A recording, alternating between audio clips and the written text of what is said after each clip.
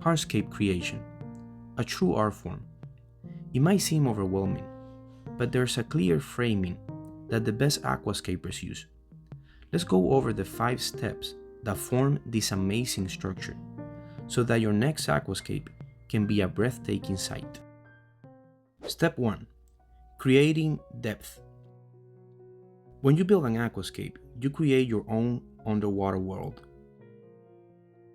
A world worthy of exploring needs to be spacious. Now, I don't know about you, but I can't afford a 100-gallon tank. That's when depth comes in handy. By using depth, you can create the impression of a much larger tank. How do you achieve this? Place the larger hardscape elements in the front of the tank, while placing the smaller ones in the back. The ones in the background will appear to be farther away, thus making your aquarium look bigger. Do this, and the size of your tank won't be a restraint. You'll build an interesting and spacious world regardless of the space. Step 2. Use space wisely. It's not about how much space you have. It's about how much you use. An aquascape could look either empty or crowded, depending on how much space is used. For starters, use the whole aquarium's height. Don't leave any open spaces on the top. That'll be a waste. Now, you do want to leave open areas in between hardscape elements, small gaps, some breathing room, so it doesn't look overcrowded. Think of your tank as a canvas, and you're painting on it.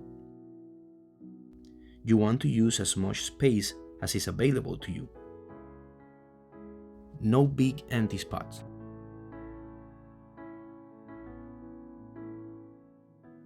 Step 3. Shadows. Shadows create contrast and highlights. They add realism to your scape. They can also create a sense of mystery and tranquility. It's almost like the creator is teasing you. You want to see what's there, but you can't because it's dark. But you can see enough to know that a lot of work and effort went into making that specific area of the scape. That's what makes it so captivating. If you could do one thing and one thing only for your aquascape, I would say focus on the shadows. Shadows are very easy to create. Since aquarium lights are above the tank, to create shadows, all you need to do is to tilt the rock or wood slightly forward. By doing this, you'll be obstructing the light and casting a shadow below that rock. Keep the right balance. The tank shouldn't be too bright or too dark. It needs to be the right amount of shade in the right spots. And guys, if you're enjoying this video, please leave a thumbs up and subscribe to the channel for more weekly content just like this.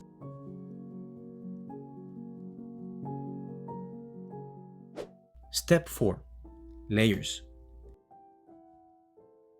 Any really good competition tank that I've ever seen have multiple layers.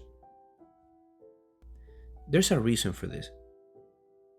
Remember when we talked about depth and how important it is? Well, adding layers to an aquascape is a really good way to create depth. In aquascaping, one layer consists of different elements that appear to be at the same distance. For example, your first layer could be a few small rocks in the foreground. Then your second layer might be one bigger rock towards the middle of the tank.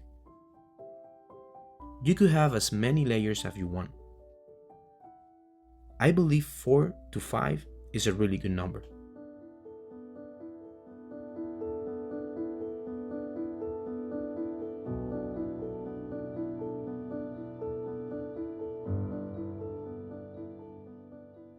Each layer should have smaller hardscape elements as they get closer to the background, giving the appearance of there being more distance between them, and making the tank look larger than it is. Think of each layer as a section. Plan beforehand how many sections you want your aquascape to have. An aquascape with only 1 or 2 layers will look flat and empty.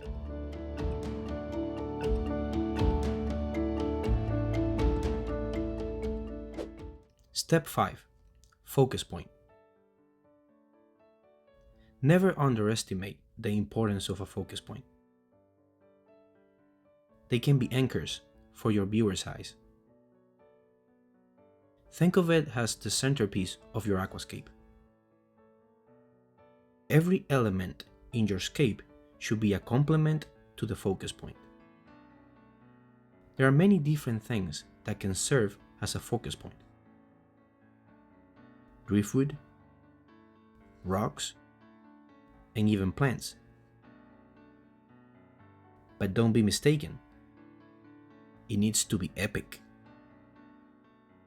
The viewer needs to know that they are looking at something special. For that, whatever you choose as a focus point has to be different and unique, like nothing else in the tank.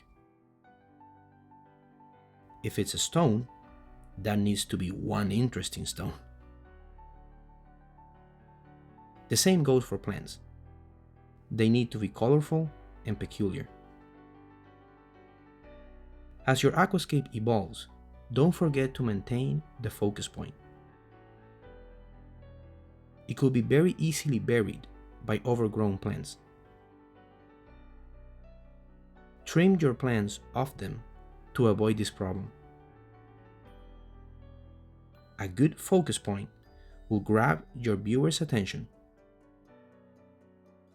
inviting them to explore the depth of your underwater landscape.